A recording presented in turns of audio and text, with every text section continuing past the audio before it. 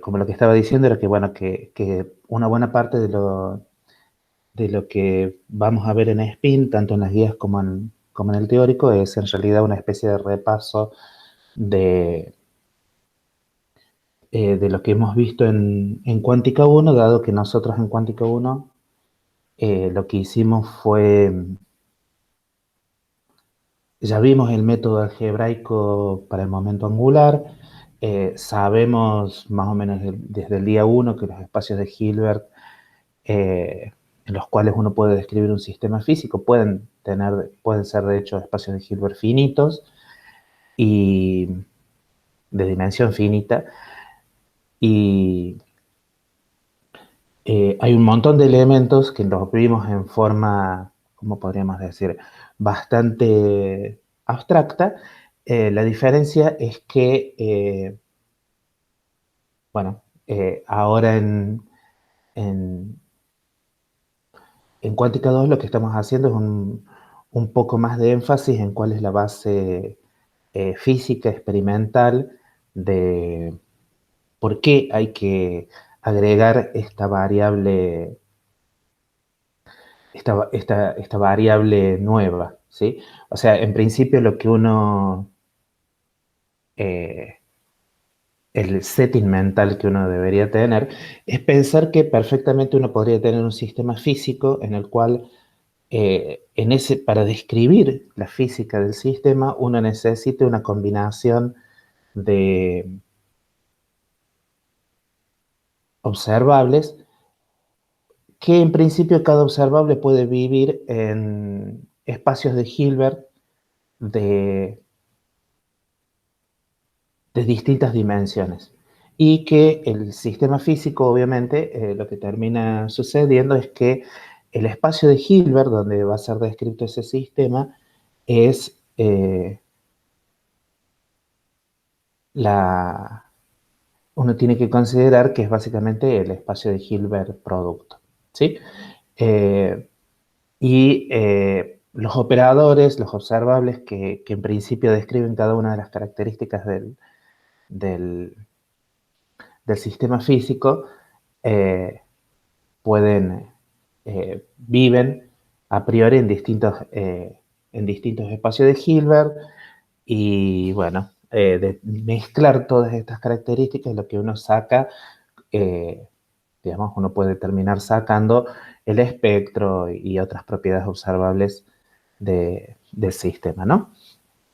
Entonces, pero antes de pensarlo así de forma tan abstracta, lo interesante es que, y eso fue lo que estuvimos hablando en la clase pasada, hay una evidencia experimental clara de que tanto a través del experimento de Stern-Gerlach o a través de la espectroscopía y el efecto Zeeman, hay una evidencia clara de que hay una discretización de niveles de energía y de momento magnético que uno lentamente puede ir incorporando que esta discretización, sobre todo la del momento magnético, tiene que estar relacionada con un operador con un observable que solamente tiene un número finito de autovalores posibles y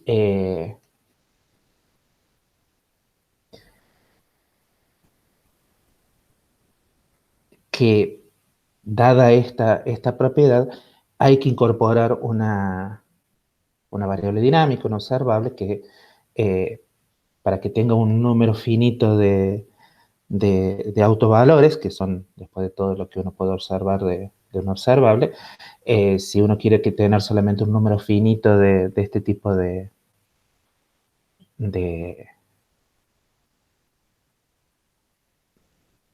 de autovalores nuevos, tiene que tener un observable que vive en un espacio de Hilbert finito. No hay otra posibilidad. Por cierto, digamos, la diferencia es que, a ver, en el experimento de Zeeman, la idea es que cuando uno no tiene campo magnético, en principio lo que uno puede observar del átomo hidrogenoide es un número infinito de líneas espectrales, ¿no? Asociadas a el número infinito de autovalores que tiene el, el hamiltoniano. Cuando uno agrega el campo magnético, más allá de lo que eh, de, de cuántos niveles, cuál es el número particular de subniveles que aparecen, voy a hacer un grafiquito eh, como para no estar hablando tan en el aire, lo que uno tiene es que eh,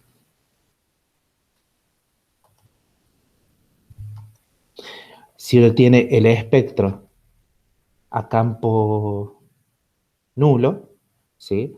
Acá tenemos claramente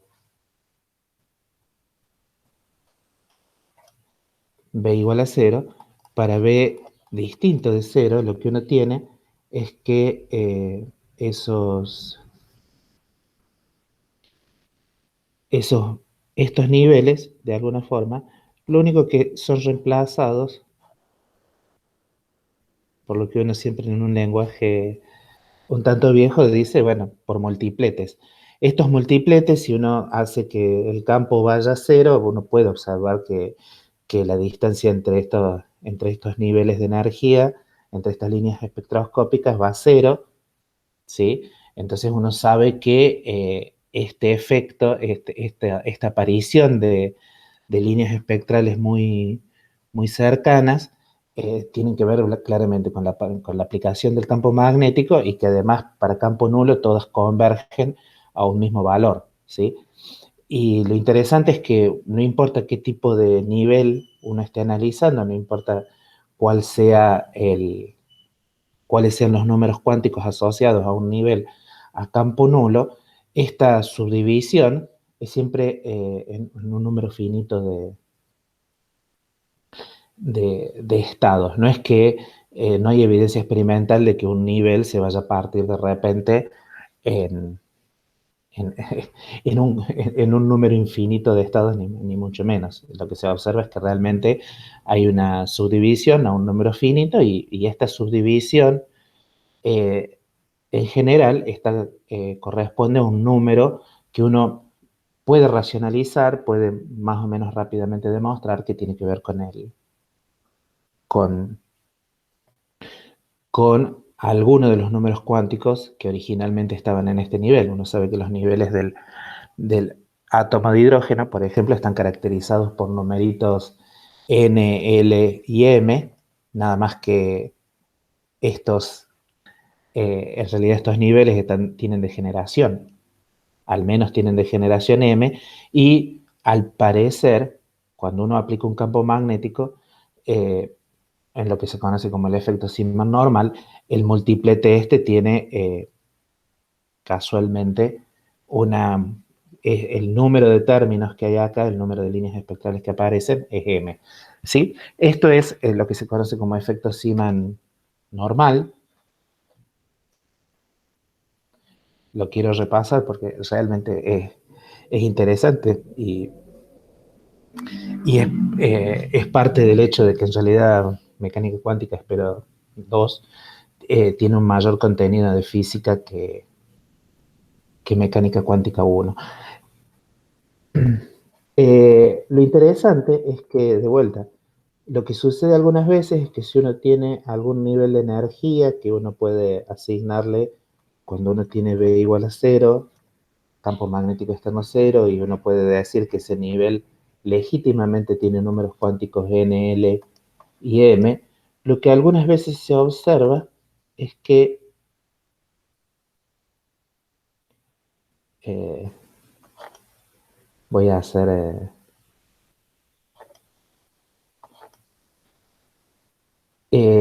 supongamos que acá que m es igual a 3, ¿sí? Lo que se observa en algunos casos, cuando uno tiene b distinto de cero, es que el número de subniveles que tenemos acá es distinto de perdón, acá estoy diciendo algo que está profundamente mal, disculpen. Eh, es la mañana, evidentemente. Lo que uno supone acá es que el número de niveles que aparecen es de la forma 2L más 1, que son el número de valores posibles de M, disculpen. Y acá eh, uno sabe que la degeneración de vuelta es 2L más 1, al menos es 2L más 1, pero es la degeneración asociado a los, a los números cuánticos M. Lo que uno observa acá es que este número es distinto de 2L más 1, ¿sí? De todas formas, lo que sí es cierto es que este es un número en general cercano a 2L más 1. Y esto es lo que se conoce como Zeeman anómalo. Anómalo. Hay montones de, digamos, en las viejas épocas, cuando en FAMAF teníamos lo que se llamaban los cursos de física moderna, es más, pueden buscarlos, tienen ese título en los libros, Modern Physics. En los libros de física moderna, que eran libros dedicados básicamente a la base fenomenológica de la mecánica cuántica, están discutidos abundantemente este tipo de, de efectos y esta fenomenología. Eh, por ahí también uno puede agarrar la wiki que tiene muy buenas condensaciones y buscar lo que es el efecto Zeeman. Hay toda una serie de grafititos muy bonitos, que es Zeeman anómalo, etc. Al menos como para tener una,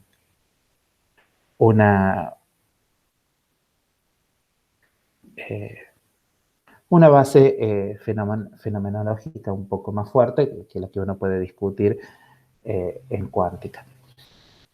Entonces, esto, más el experimento de Stan Gerlach, convenció a la gente que había que hacer algo respecto a la posibilidad de tener momentos magnéticos intrínsecos y que estos momentos magnéticos intrínsecos de alguna forma tenían que estar eh, ligados a eh, momentos angulares intrínsecos, ¿sí? Entonces, la clase pasada habíamos dicho de que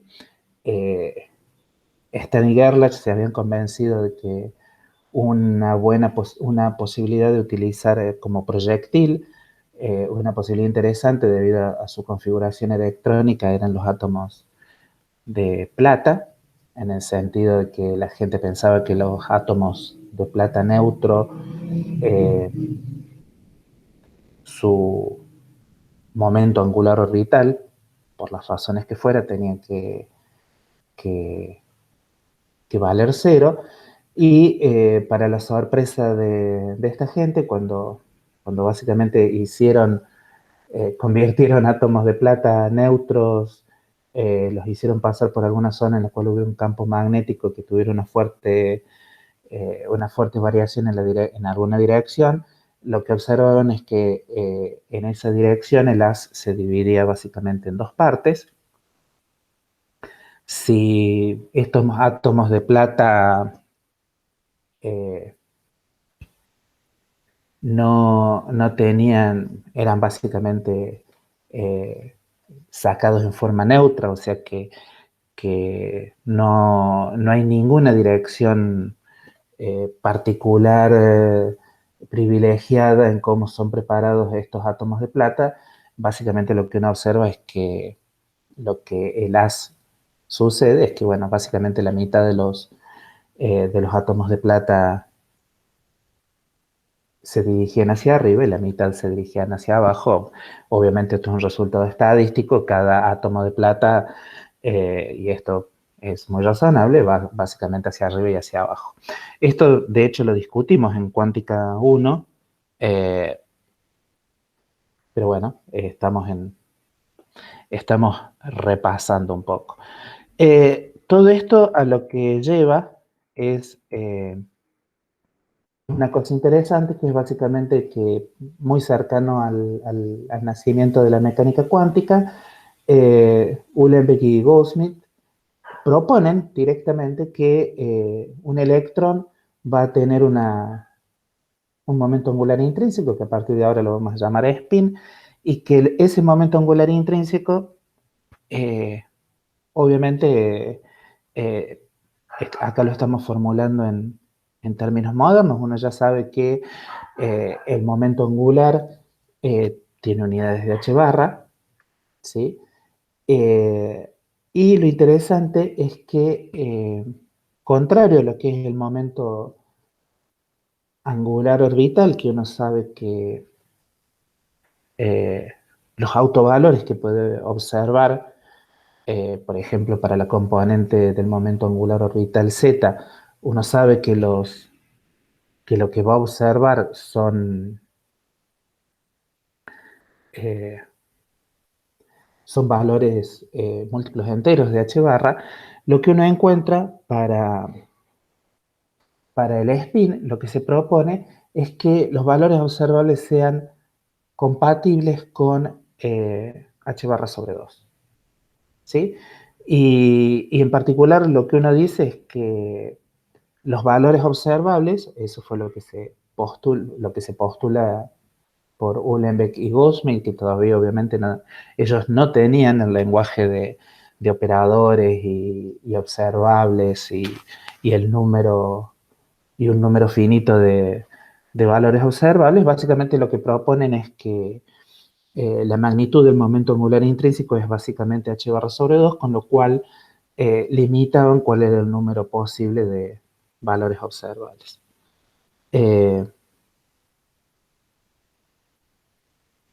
Esto lo hacen obviamente para explicar experimentos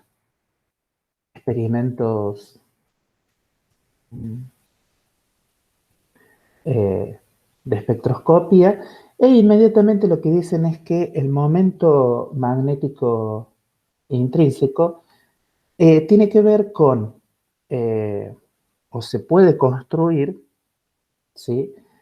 Eh, de esta forma. Se puede construir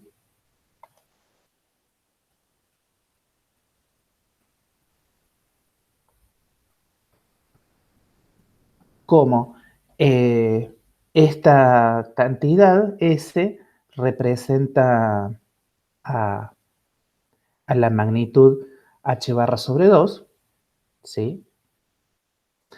E sobre 2mc es el factor que sale en una corriente clásica que esté formado por una carga E, y que tenga masa m, digamos, este factor se podría decir que es clásico, en el sentido que uno sabe que si uno tiene una espira con una cierta carga, el momento magnético tiene que ver con la corriente clásica que esta carga girando a una cierta velocidad produce, y esa cantidad aparece acá. Esto es un resultado clásico. Uno puede revisar los resultados que uno obtenía en, en electromagnetismo, ¿sí? Entonces, esto que está acá tiene unidades de momento magnético, de un momento magnético, de una carga de magnitud, la carga del electrón. C tiene que ver con que en las ecuaciones de Maxwell, eh, la relación que hay entre campos magnéticos, entre momentos magnéticos y corrientes generadas por movimiento de cargas puntuales, aparece la velocidad de la luz. También depende de la masa, obviamente. Ese ya dijimos que la idea es que el módulo de S sea h barra sobre 2, O sea, esto es lo que tiene unidades de momento angular, esto es lo que tiene unidades de esta especie de tiene esta relación que hay entre el momento angular y en un sistema mecánico y el momento magnético en un sistema eh,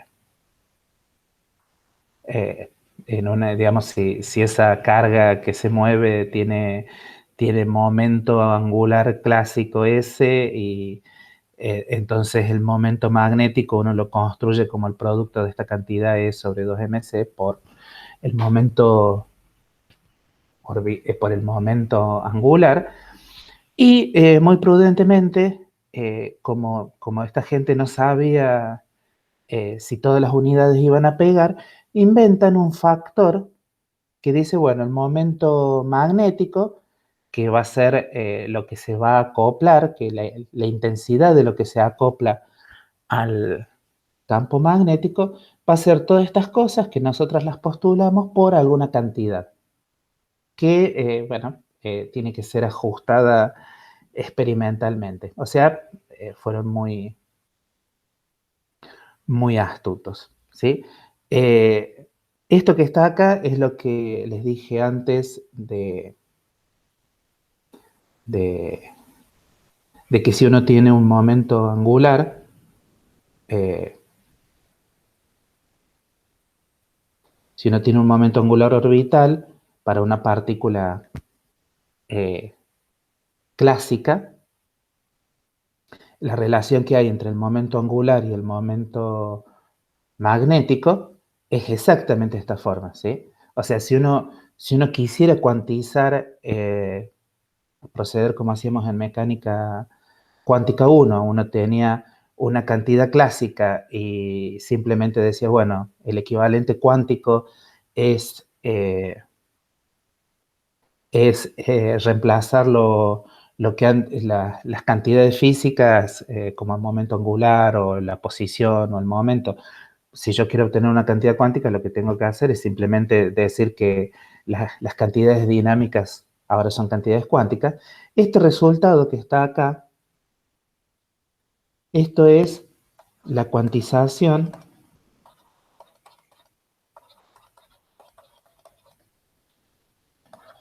del momento magnético de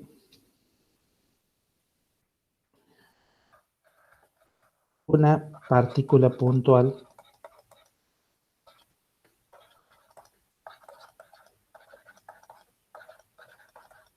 clásica.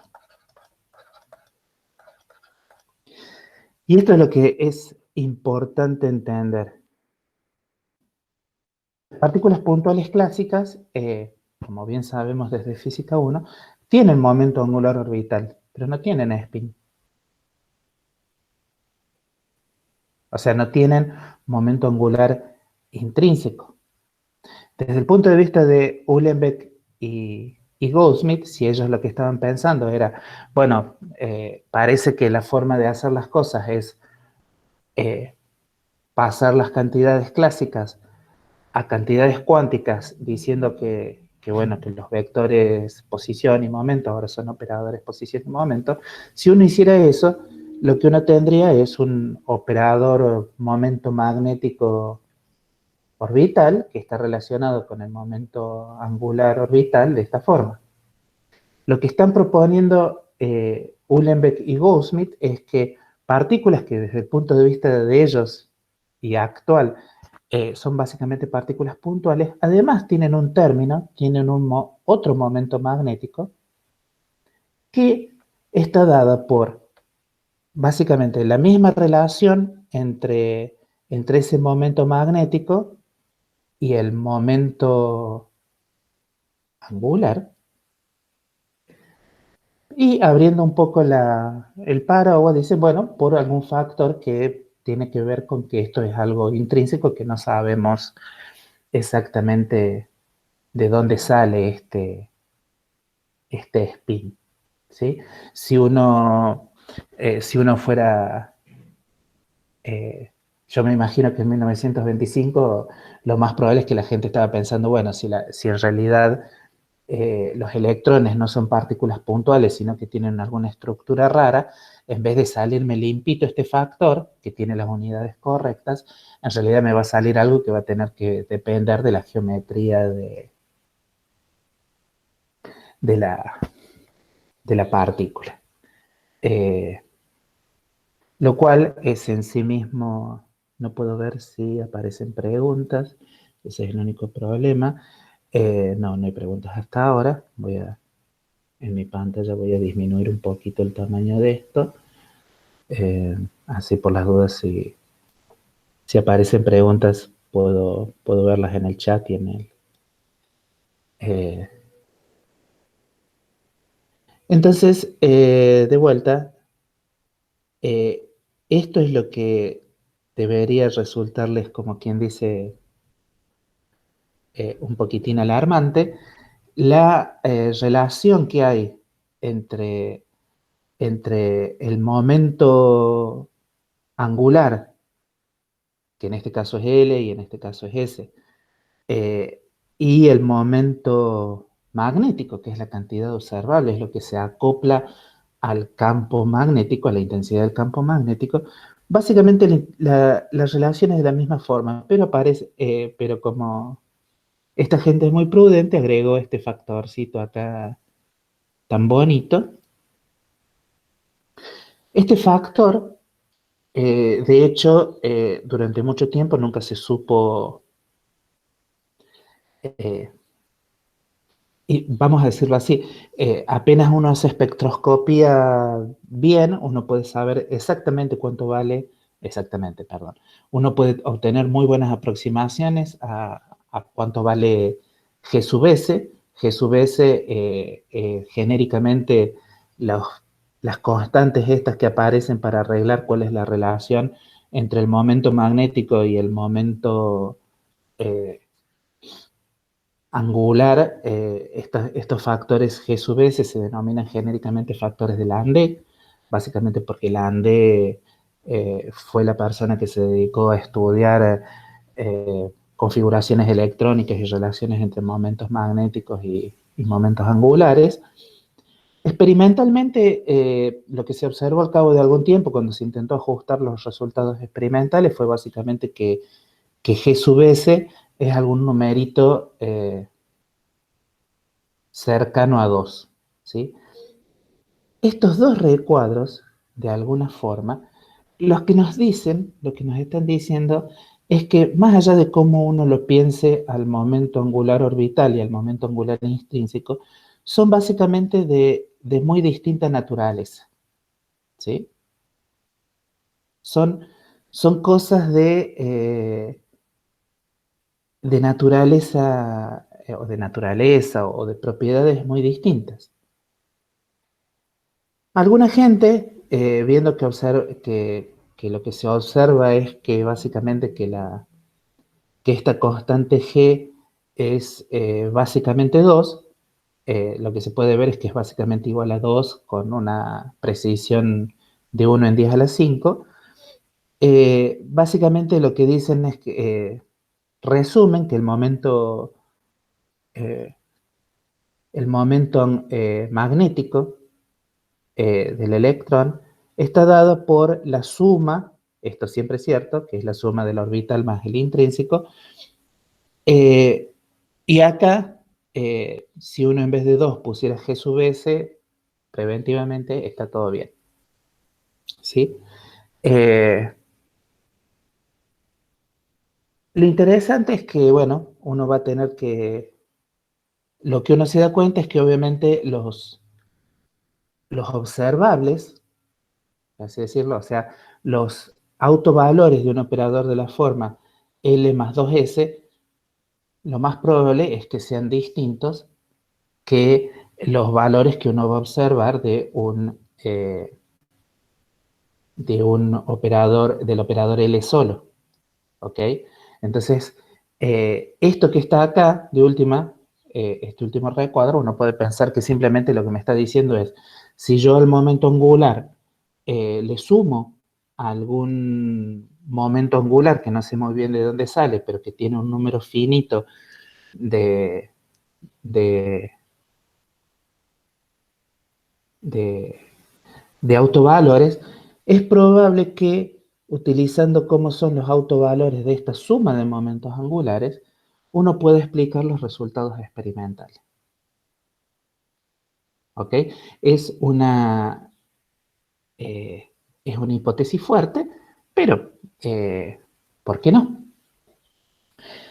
Además, al mismo tiempo, lo que me dice es que me fundamenta cuál es la razón que uno va a tener para estudiar cómo se combinan distintos momentos angulares, con tal de suponer que estos momentos angulares son cuánticos en su naturaleza, o sea, obedecen las relaciones de conmutación que tienen que obedecer, etcétera, etcétera. Lo interesante es que uno podría decir, bueno, pero ¿hay alguna explicación más profunda a mano que tenga que ver con por qué aparece este factor G? ¿Por qué el momento magnético que uno observa en los experimentos se puede escribir de esta forma? ¿Y por qué en el momento magnético aparecen con coeficientes distintos el momento angular orbital y el momento angular de spin? ¿Por qué tienen que aparecer con coeficientes distintos?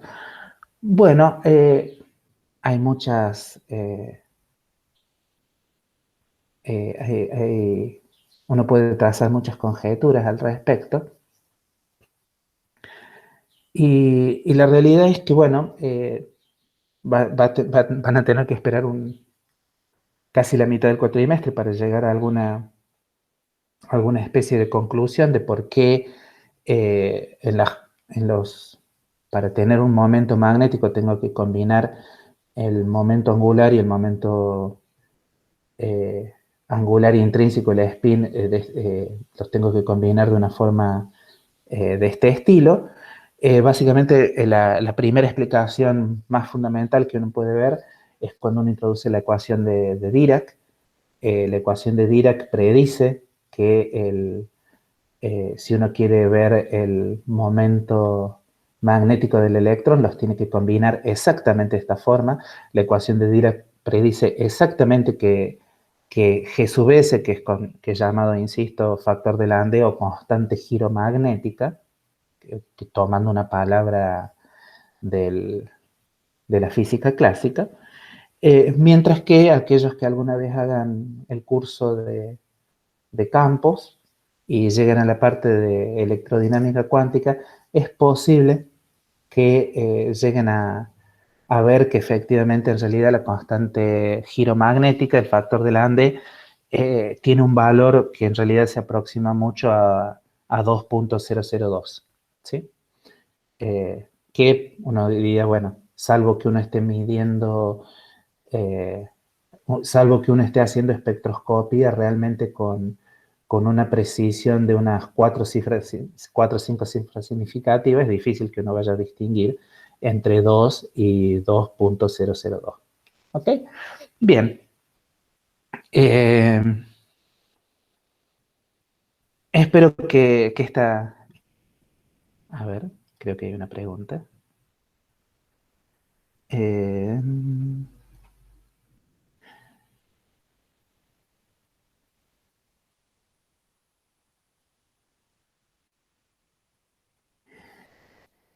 eh,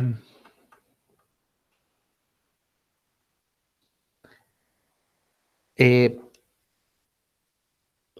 a ver, hay una pregunta que básicamente lo que dice es por qué el 2 muestra que los momentos tienen naturaleza distinta. Eh, ¿Y por qué no pueden ser originados de lo mismo? A ver, el momento orbital, uno sabe que es la cuantización el momento angular orbital, uno sabe que viene de la cuantización de una cantidad clásica, ¿sí? Y la relación que hay entre el momento magnético, que Recordemos que lo que se acopla al campo magnético es el momento magnético, y la relación que hay entre el momento magnético y el momento angular es la misma que hay en física clásica, que es esta relación. ¿Sí? Lo interesante acá es decir, bueno, fíjense que uno podría pensar lo que los observables, los autovalores del momento magnético, si uno lo piensa como un observable, que es como lo tiene que pensar en mecánica cuántica, básicamente están dados por un factor que tiene unidades bonitas por los autovalores del momento angular orbital. Si uno agarra una dirección privilegiada, uno sabe cómo son los autovalores del momento angular, son bastante sencillos, y uno ve eso, ¿sí? Y no necesito ningún factor extra. La relación que hay entre los autovalores del operador momento magnético y los autovalores del operador momento angular son eso, ¿sí? Lo interesante es que si yo pienso cómo son los autovalores del operador momento angular intrínseco, lo que uno va a llamar spin, esos autovalores son básicamente h barras sobre 2 y menos h barras sobre 2, ¿sí? Lo cual hace que uno tenga que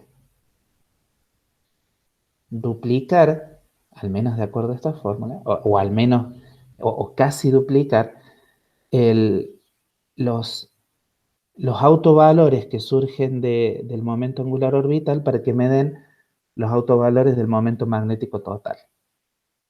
¿Y por qué? Si el momento angular orbital y el momento angular eh, intrínseco fueran cosas similares, ¿por qué tendría que aparecer esta constante? En el momento, digamos, si el momento magnético no es otra cosa que una constante por el momento angular total, entonces la relación que uno, digamos, si el spin fuera lo que uno en mecánica clásica uno llamaría spin, uno esperaría tener, perdón,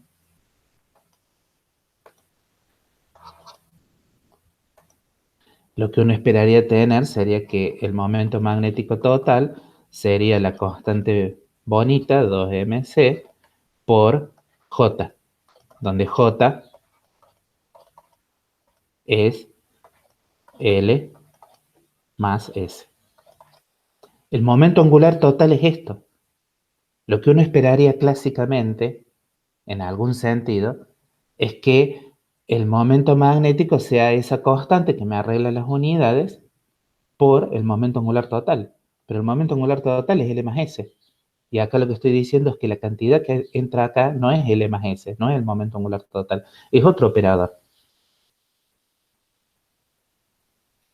Está bien, uno podría decir, bueno, pero desde el punto de vista electromagnético, esto no tiene por qué ser así.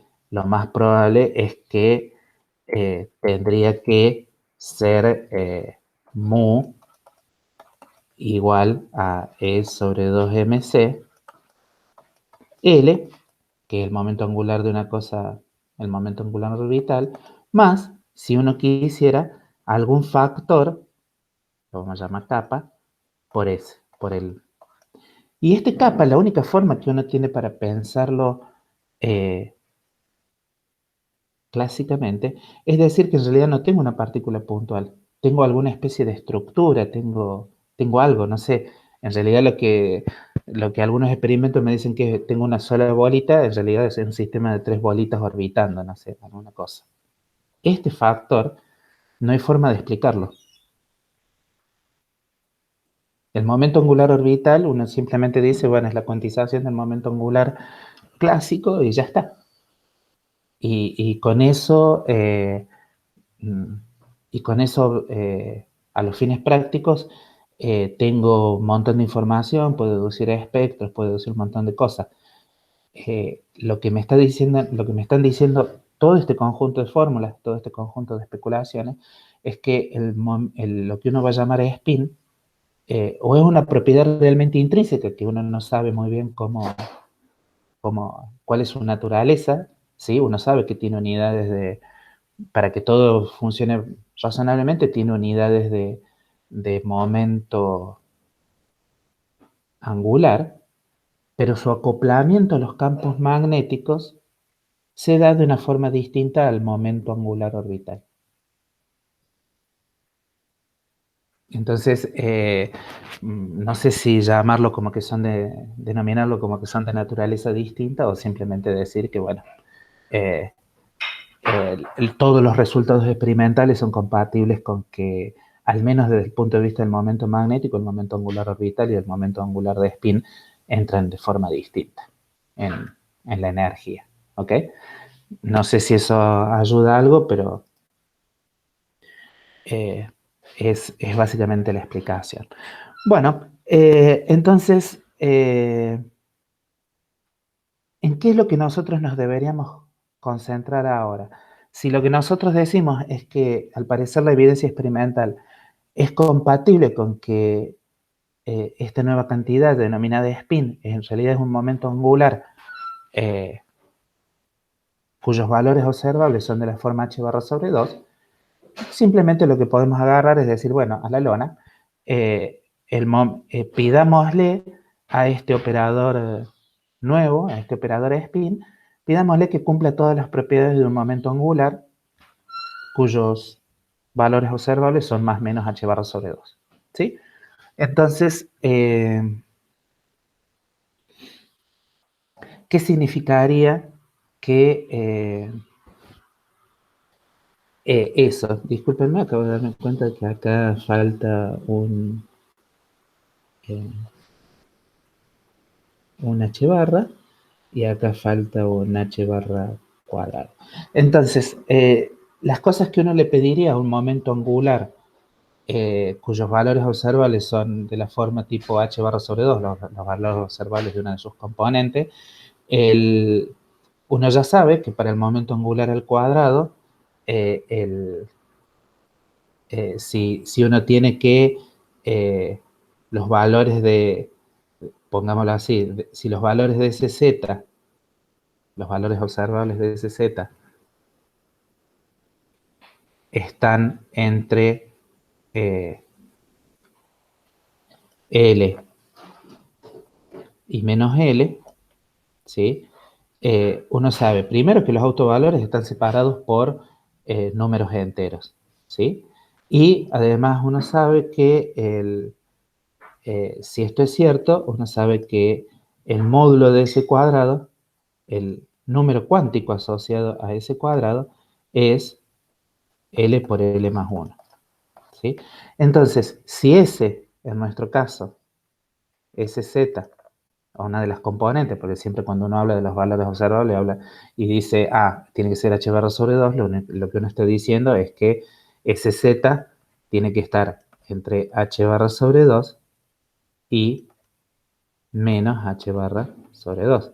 Fíjense que, afortunadamente, la distancia que hay entre h barra sobre 2 y menos h barra sobre 2 es exactamente h barra, que es la distancia que tiene que haber entre autovalores sucesivos de un momento angular. O sea que este valor semientero, esto ya lo habíamos visto en cuántica 1, los que hicimos cuántica 1 el cuatrimestre pasado, pero esto que está acá es totalmente compatible con lo que uno piensa de los autovalores sucesivos de un momento angular. Los autovalores sucesivos de un momento angular tienen que estar separados por una magnitud h barra. Y estos dos, h barra sobre 2 y menos h barra sobre 2, también están separados por h barra. Y esto además es lo que me dice que, bueno, si h barra sobre 2 es ese numerito cuántico L, entonces el número cuántico asociado a este momento angular intrínseco al cuadrado, el spin al cuadrado, tiene que ser básicamente 3/4 de h barra cuadrado. Esto, insisto, es todo como muy razonable, una vez que uno asume que el spin tiene que ser un momento angular, cuyo, cuyas componentes tienen valores observables h barra sobre 2 y menos h barra sobre 2. Esto es maravilloso si efectivamente uno sabe que esta nueva cantidad spin es una cantidad vectorial, es un operador vectorial y además tiene que ser un operador vectorial que se parezca a un momento angular. No es de extrañar que las relaciones de conmutación entre sus componentes sean de la misma forma eh, que las relaciones de conmutación que tiene todo momento angular entre sus componentes. Es decir, si yo calculo el conmutador de dos componentes, yo sé que el resultado es proporcional a la tercera componente. Estoy viendo que hay otra pregunta.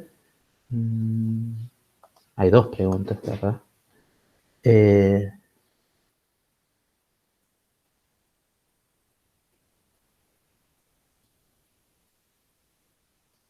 No, no hay pregunta, disculpe. Bien, entonces, estas propiedades que están acá son las propiedades que me dicen que efectivamente estoy tratando con un momento angular. No, uno no sabe muy bien de qué tipo, pero esto que está acá son claramente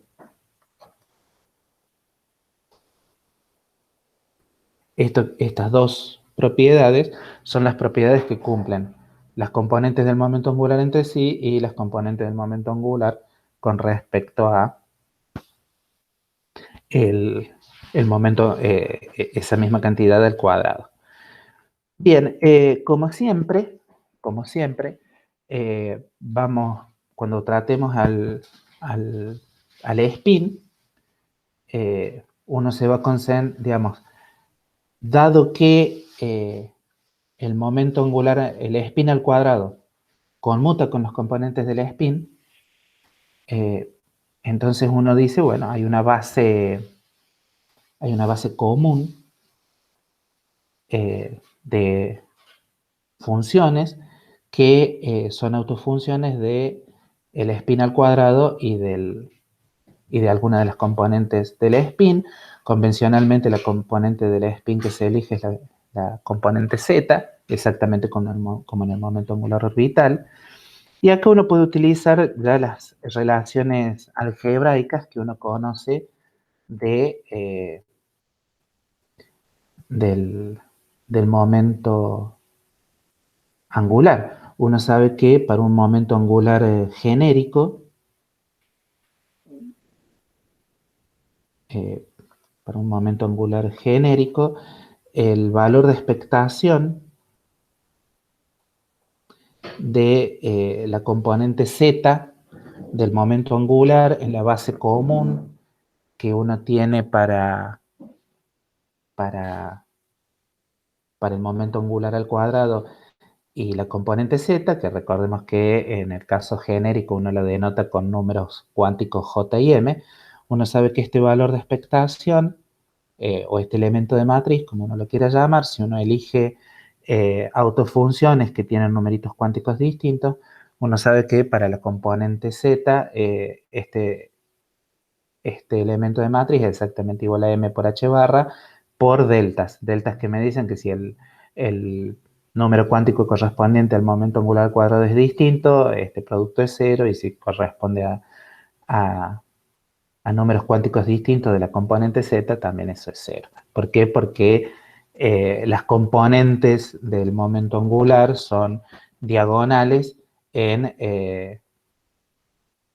ambos números cuánticos, ¿no? También de cuántico 1 lo que habíamos visto era los operadores de escalera, de subida y bajada, que uno puede definir para el momento angular. Y bueno, estos operadores de subida y bajada involucran a las otras componentes del momento angular, aquellas que no son JZ, no la componente Z, sino las componentes X e Y. Y también en cuántica 1, utilizando el método algebraico, habíamos dicho cómo eran los valores de expectación de estos operadores de subida y bajada cuando uno calcula las cosas en la base de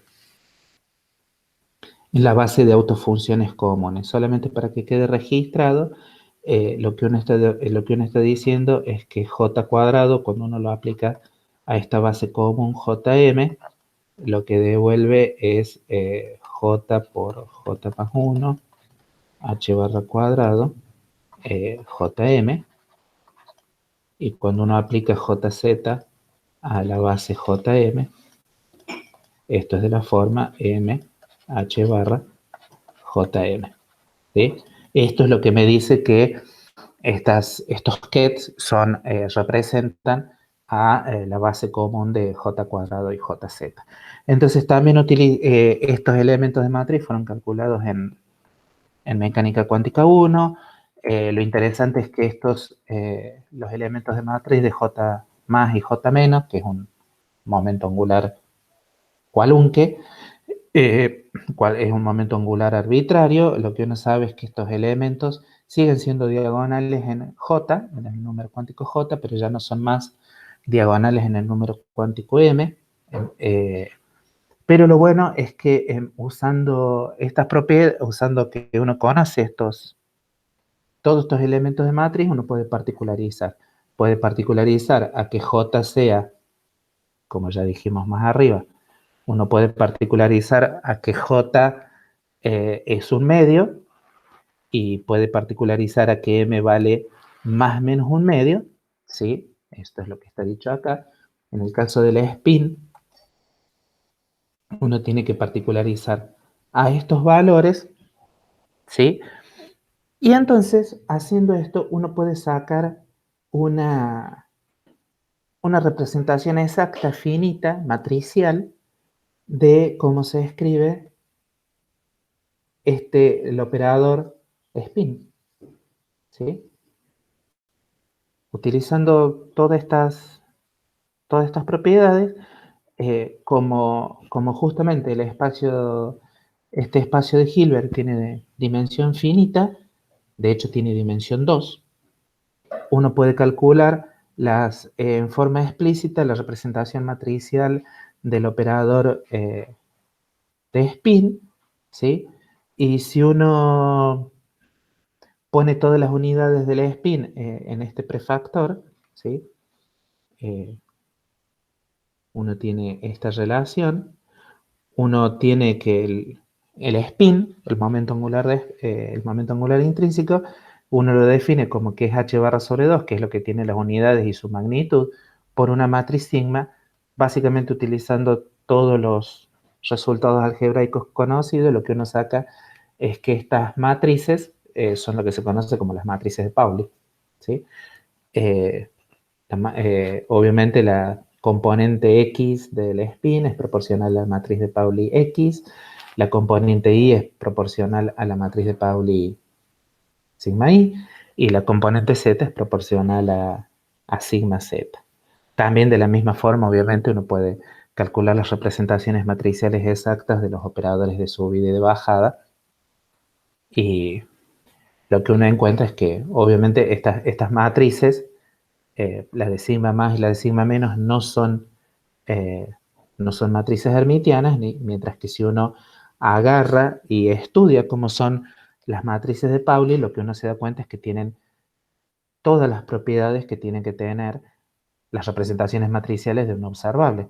Fíjense que, por ejemplo, sigma X claramente es hermitiana, ¿sí? O sea, es exactamente igual a su traspuesta compleja conjugada. Lo mismo puede decirse de la matriz de Pauli sigma I, y lo mismo puede decirse de la matriz eh, sigma Z. Ya estamos dirigiéndonos hacia un descanso. Lo único que así les recomendaría que fíjense que hay un montón de propiedades que uno puede a partir de ahora calcular simplemente utilizando las representaciones matriciales exactas, ¿no? Que, que rápidamente uno puede observar que tienen muchas propiedades muy bonitas. Por ejemplo, fíjense que en esta representación, utilizando toda esta álgebra que uno conoce de antes, fíjense que, por ejemplo, tanto sigma x como sigma y, sus elementos diagonales son nulos, ¿sí? Lo cual me dice que en esta representación claramente la traza de sigma x es 0, la traza de sigma y también es 0, y la traza de sigma z también es 0. Si bien sus elementos diagonales son distintos de 0, su traza, la traza de sigma x, sigma y sigma z, es nula.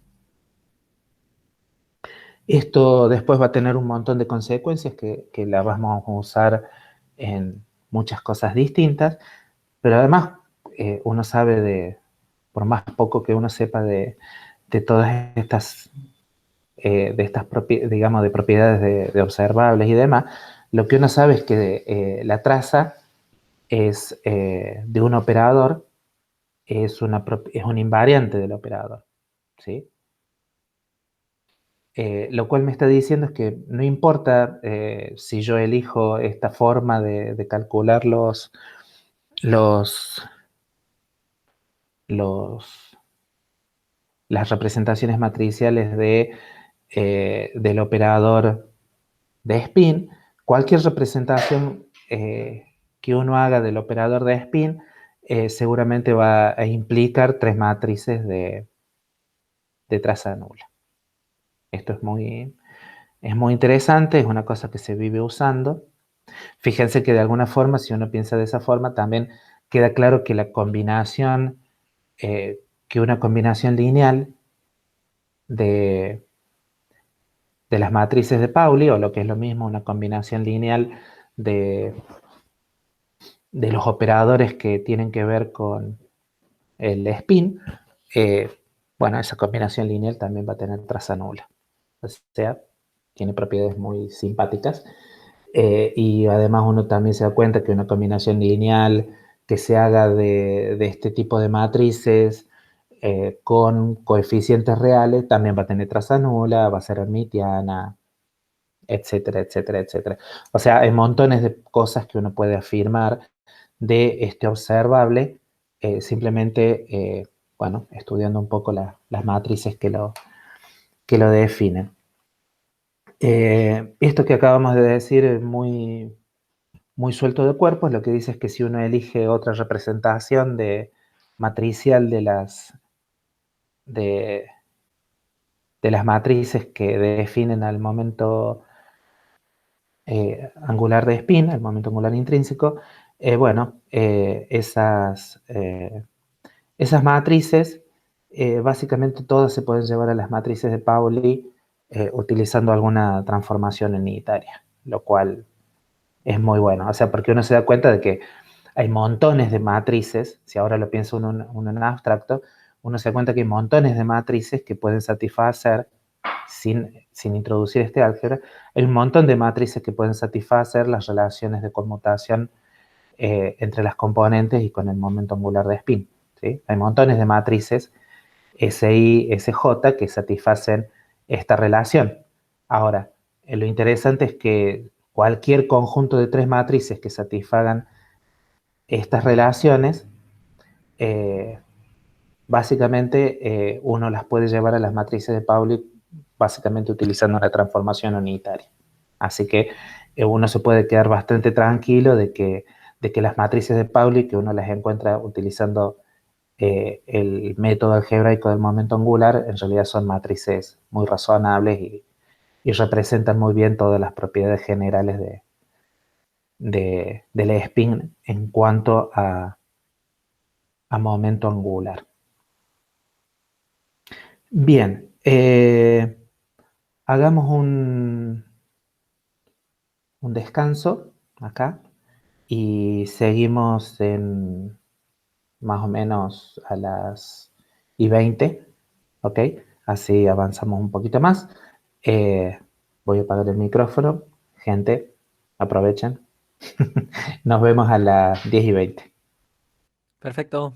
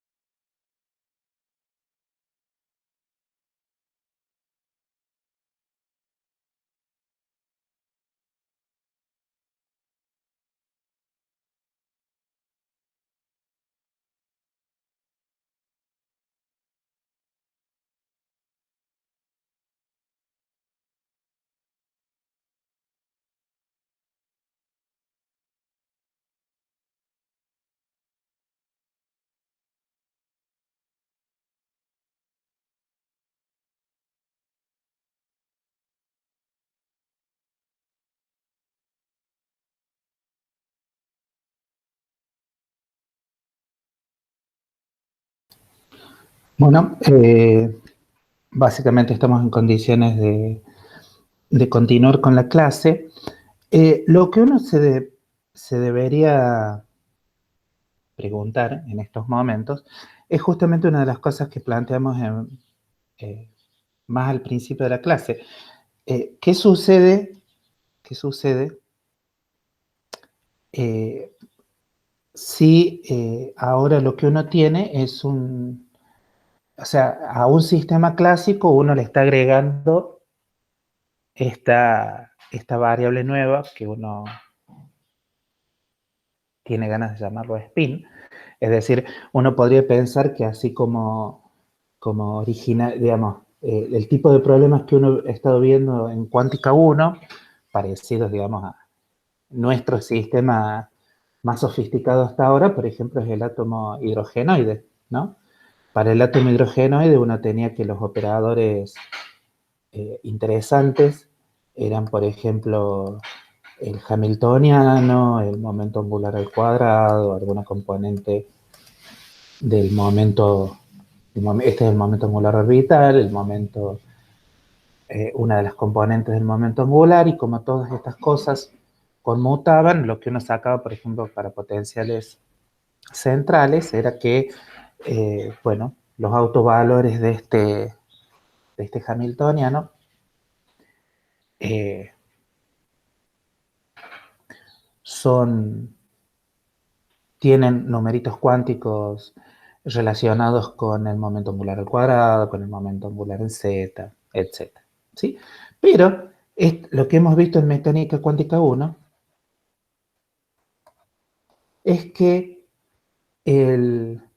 vamos a decirlo así, el espacio de Hilbert que uno estaba considerando era básicamente vamos a decirlo así, espacio de funciones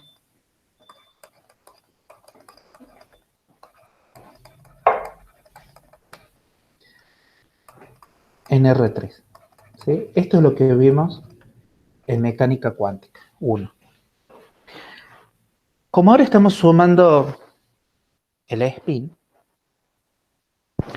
lo que uno se imagina es que lo que antes uno tenía que eran funciones, funciones un tanto particulares, pero funciones básicamente cuando uno piensa en el espectro discreto, uno sabe que son funciones de cuadrado integrable, y si uno no está pensando en el discreto, uno está pensando en otro tipo de funciones, pero básicamente son funciones a valores complejos definidas en R3. Cuando uno suma ahora esta variable, esta nueva variable, este nuevo operador, este nuevo observable, lo que uno tendría que pensar es que en cuál es el espacio de Hilbert, ¿sí? que uno quiere trabajar, ¿sí? Entonces, muchas veces con lo que uno se encuentra es que, y disculpen que me aporte un poco del apunte y lo escribo hacia el costado, pero es la forma de llamar la atención sobre lo que digo. Lo que uno estaría pensando es que el espacio de Hilbert nuevo tiene que ser a esto que está acá, no sé, llamémoslo este espacio de funciones en R3, llamémoslo H sub R3, ¿sí? Entonces nuestro nuevo espacio de Hilbert debería ser H sub R3, es eh, un espacio de funciones de algún tipo en 3 dimensiones, y esto eh, tengo que agregarle porque uno sabe que el espacio de Hilbert tiene que representar, tiene que contener a los observables, son operadores que eh, actúan sobre los vectores del espacio de Hilbert, ¿sí? Y este nuevo este nuevo operador, este nuevo observable, al tener esta representación matricial, lo que uno se imagina es que el lugar natural donde tienen que actuar son sobre vectores de un espacio de dimensión finita. Entonces es posible que ustedes se encuentren por ahí con alguna notación de este estilo.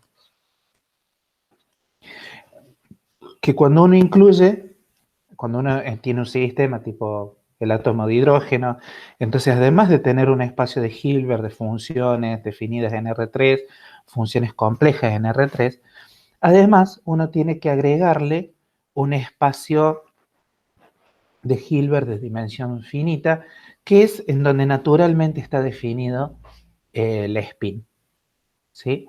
Entonces, los vectores, vamos a llamarlos así, los vectores de este espacio de Hilbert, uno los va a pensar como una cosa que van a ser, la notación puede variar, pero la podemos llamar psi más de, de x vector, psi menos de x vector.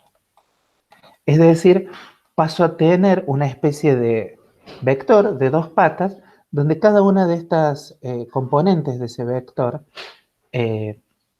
es una función, ¿sí? Una función que en principio cada una de estas funciones, psi más y psi menos, naturalmente van a estar, son funciones que naturalmente entran dentro de este espacio de Hilbert de R3, de espacio de Hilbert de funciones en R3, ¿sí? Entonces, hay muchas formas formales de escribir esto que está acá, pero la conclusión es básicamente siempre la misma.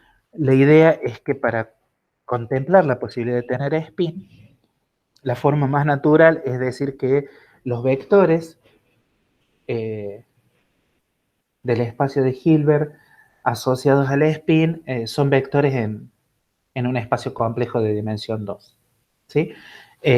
Acá puse C2 como si fuera C2, pero ya sabemos de, de cuántica 1 que C2, el espacio vectorial usual que uno llama C2, en realidad no es, uno no tiene todo este espacio, sino que uno, en general, los estados físicos, o al menos, digamos, los estados físicos, los estados del discreto, seguro que no van a estar en C2, sino que van a estar en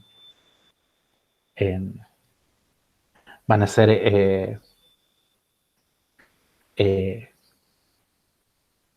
va a ser una fracción de C2 que tiene que ver con los estados que son normalizables. Eh, lo cual todo es muy bonito. Quien tiene una discusión bien larga de esto, obviamente, es el Galindo, pero la conclusión que uno tiene que sacar es que, de vuelta, insisto, es que el espacio de Hilbert, en el cual van a vivir naturalmente las funciones asociadas a, las autofunciones asociadas al observable spin, es un espacio tipo, un espacio complejo de dos dimensiones, en el cual uno puede tratar todas las cosas eh, como las trataría en un espacio vectorial de dimensión finita. O sea, uno sabe que los espacios de Hilbert de dimensión finita se distinguen realmente poco de un espacio vectorial común de dimensión finita. Eh, y bueno, entonces, fíjense que la diferencia entre un espacio vectorial y un espacio de Hilbert básicamente tiene que ver con tener un producto escalar bien definido.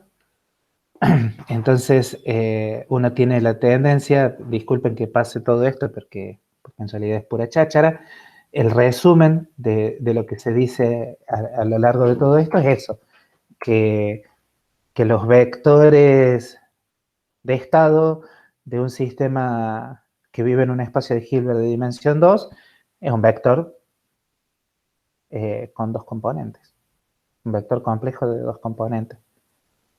Como es un espacio de Hilbert, que a su vez es un espacio vectorial, Obviamente ese espacio tiene una base, ¿sí? Dado que es un espacio de Hilbert, tiene una base que se puede conseguir bastante fácil y convencionalmente la base para ese espacio vectorial de dimensión 2 es, bueno, acá justamente hay uno que está mal,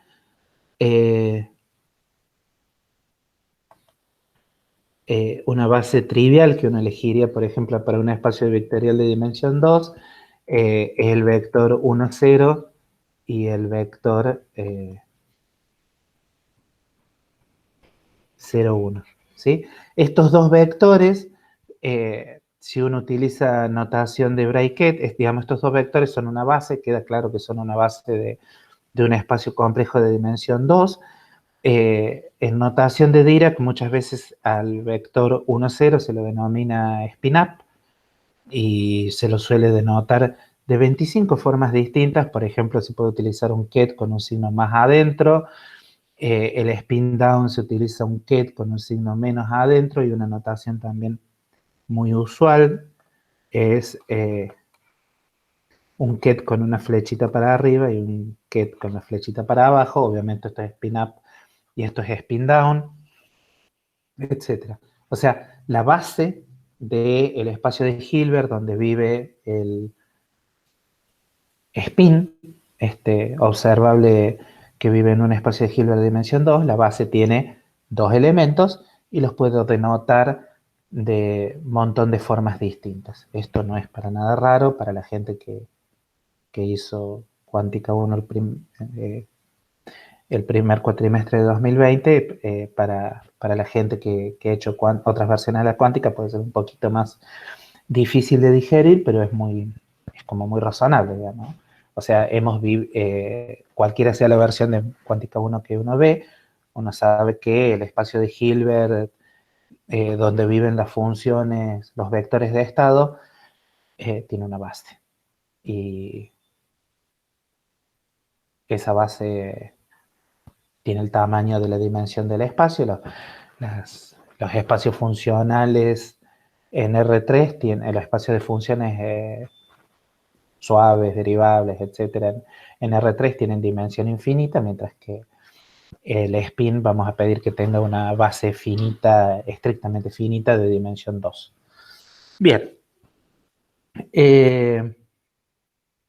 Por cierto, hay muchas otras formas de denotar la base del spin. Todo tiene que ver en qué contexto una la usa. Por ejemplo, esta notación con la flechita es muy común cuando uno piensa algo que van a ver en otras materias, en sólido, en mecánica estadística. La notación con la flechita se usa mucho cuando uno está pensando en sistemas magnéticos, casualmente. Recordemos que hay una relación profunda entre momento magnético y spin. Entonces las flechitas la gente tendía a pensar como momentos magnéticos. Y después, en el contexto de momentos angulares, una notación que se usa mucho es, bueno, justamente los kets que involucran al número cuántico J y M, que en el caso de spin, J vale 1/2 y M puede valer más o menos 1/2. Esta es otra forma de denotar a la base del espacio de Hilbert donde opera el observable spin.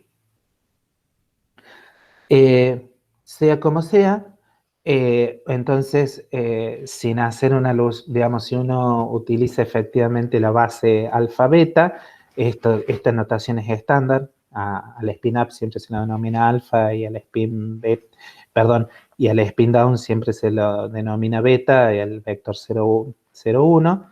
Entonces, fíjense que este vector, si uno no hace mayor referencia a la base, este vector con componente C1, C2, uno podría pensar que no es otra cosa que C1 por alfa más C2 por beta, donde alfa y beta son los elementos de la base, ¿sí? De la base canónica.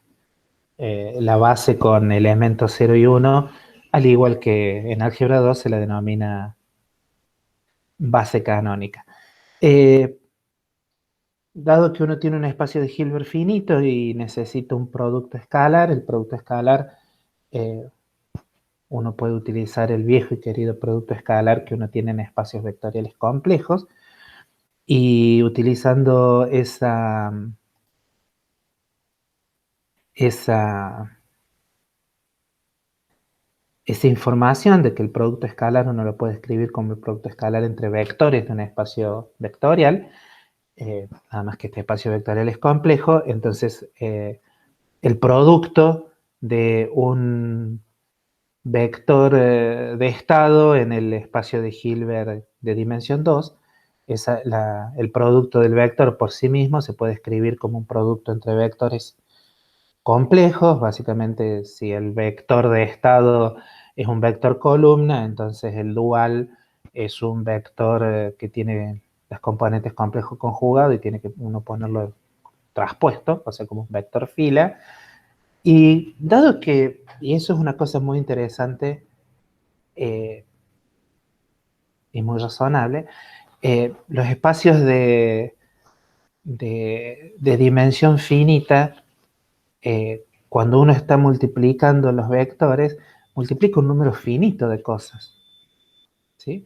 Entonces, como multiplica un número finito de cosas, eh, siempre son normalizables, ¿no? Lo, los vectores de estado que a uno realmente le interesan de spin son todos siempre normalizables. No hay, eh, digamos, con tal de que si estas constantes son finitas, eh, yo siempre puedo normalizar a los vectores de estado. En, en los, digamos, en los vectores, perdón, me estoy totalmente trabado. En los espacios de Hilbert de funciones esto no es cierto. De hecho, uno ya se encontró con las funciones del continuo, las autofunciones del hamiltoniano que pertenecen a la parte del espectro continuo, no son normalizables con la norma Comonacci, con la norma integral de módulo cuadrado entre más y menos infinito. Los estados del discreto sí. Lo interesante de tener un espacio de dimensión finita me permite que todos los vectores de estado interesantes sean normalizables, lo cual es muy bueno. También esto es una distinción. No es nada raro, digamos, de hecho, lo que habíamos visto del momento angular, todos los autoestados eh, del momento angular son normalizables, así que no debería ser para nada sorprendente que los del spin, que es un momento angular, también lo sean, ¿sí? Y bueno, y teniendo la definición usual del momento, perdón, del producto escalar, uno hereda, por supuesto, además de la normalización, también hereda el concepto de ortogonalidad. En particular, uno sabe que los elementos de la base canónica son normalizables y son ortogonales entre sí. Y eso está expresado matemáticamente de esta forma. De vuelta, acá de alguna forma lo que podemos pensar es que no estamos nada más que repitiendo el proceso que uno construyó para los vectores de estado, los espacios de Hilbert, etcétera, etcétera, en cuántica 1. Nada más que ahora lo estamos súper particularizando a espacios de Hilbert de dimensión 2. Si los vectores de estado son vectores de dos componentes, queda claro que cualquier observable legítimamente definido en este espacio de Hilbert tiene que ser representable por una matriz 2 por 2 y esa matriz actúa sobre los elementos del espacio de Hilbert, ¿no? Entonces, cualquier observable en este espacio de Hilbert tiene que ser representable por una matriz hermitiana. Y se acabó. No hay más historia. De esta propiedad de los observables y de los vectores de estado se puede deducir montones de propiedades, muchas de las cuales ustedes las van a trabajar en la guía, ¿sí? algunas de esas propiedades tienen que ver con las propiedades de las matrices de Pauli y otras son un poquito más generales. Lo interesante del hecho de que cualquier observable definido en el espacio de Hilbert de dimensión 2 tiene que ser una matriz 2×2, me dice además que todo observable tiene que ser posible escribirlo en términos de las matrices de Pauli. Las matrices de Pauli más algo. O sea, fíjense una cosa, desde el punto de vista de las matrices hermitianas 2×2, para representar todas las matrices hermitianas 2×2, lo que necesito es una base de 4 matrices hermitianas. Y no hay más. O sea, no hay en un espacio de dimensión 2×2, la base de matrices hermitiana tiene dimensión 4.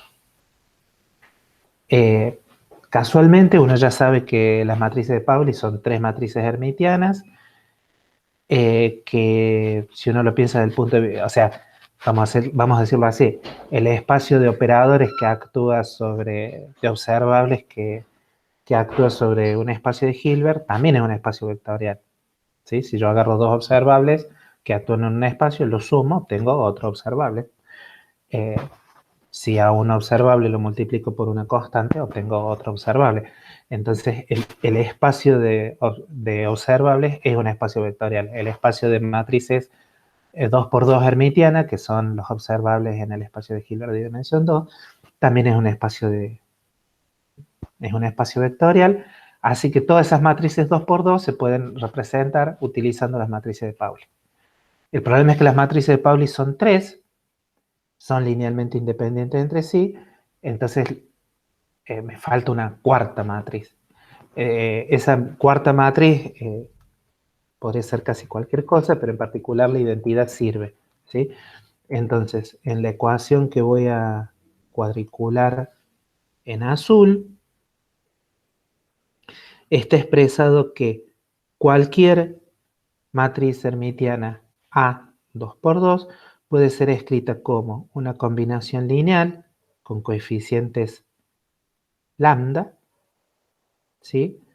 Por un conjunto de 4 matrices, la identidad 2×2 y las matrices de Pauli. Esta es una notación un tanto compacta, pero muy, muy simpática, muy, muy interesante, de escribir que estos observables 2×2 son una combinación lineal de 4 matrices linealmente independientes.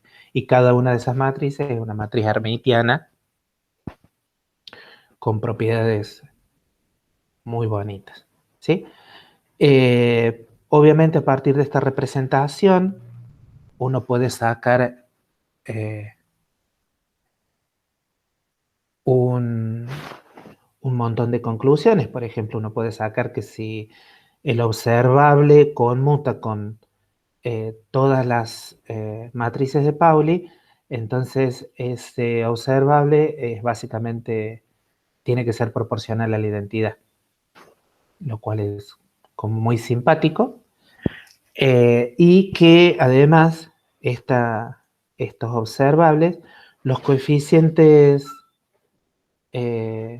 lambda 0 y los coeficientes lambda 1, lambda 2 y lambda 3, que multiplican a las matrices de Pauli 1, 2 y 3, uno los puede calcular utilizando las propiedades de la traza, ¿sí? Esta última propiedad tiene que ver con que, bueno, la traza, donde la traza quiere decir la suma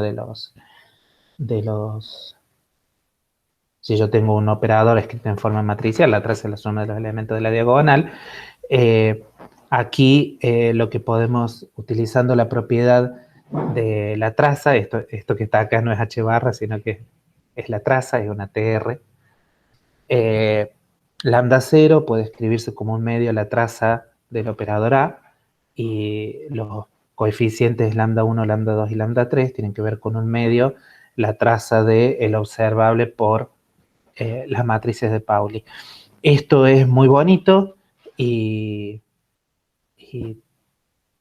le agrega como una interpretación muy interesante a los coeficientes de esta combinación lineal. Ejercicios que ustedes deberían hacer para familiarizarse con el sprint, probablemente son los mismos que están en la guía. Uno puede ver que las matrices de Pauli al cuadrado, todas las matrices de Pauli al cuadrado son de identidad, lo cual es una propiedad muy interesante que la vamos a utilizar a menudo.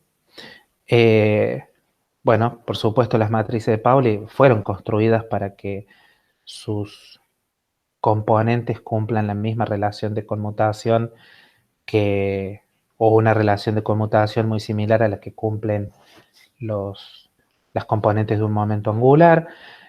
Una propiedad que es particular a la dimensión 2 es que, que las matrices de Pauli anticonmutan, es decir, si multiplico dos matrices de Pauli con índices distintos y le sumo ese mismo producto pero intercambiado, la suma esta da 0. Bueno, montones de propiedades como tienen, esta está fuertemente relacionada, la propiedad 4 está fuertemente relacionada a la propiedad 2, que es lo que se conoce como que las matrices de Pauli son cíclicas. Si yo multiplico dos matrices de Pauli, siempre me da la tercera por algún coeficiente. Ya habíamos mencionado que las matrices de Pauli tienen traza nula. Si uno multiplica tres matrices de Pauli, básicamente lo que obtiene es siempre la identidad por la unidad imaginaria. El determinante de todas las matrices de Pauli es igual a -1. O sea, hay muchísimas propiedades muy bonitas que, digamos, están fuertemente relacionadas con qué observa uno, ¿no? Todas las propiedades de 1 a 7 se pueden demostrar en general para cualquier base del espacio de observables, porque uno podría decir, bueno, ¿qué pasa si ahora elijo otra base del espacio de observables que no sean las matrices de Pauli, sino que sean, ya dijimos, tres matrices linealmente independientes que sean hermitianas y más la identidad? Uno puede ver que también cumplen las propiedades 1 a 7. Ustedes pueden tratar de demostrar 1 a 7 para cualquier matriz, para cualquier conjunto de tres matrices hermitianas que junto con la identidad hagan una base del espacio 2×2, o pueden hacerlo solamente para las matrices de Pauli bueno, y avanzar un poquito más rápido. Debido a las propiedades tan simpáticas de las matrices de Pauli, se pueden probar además algunas propiedades. Por ejemplo, si uno tiene el producto escalar de las matrices de Pauli por un observable vectorial, un producto de este estilo se puede escribir básicamente en base a estos vectores y algo que tiene que ver con la matriz de Pauli. Son y 48.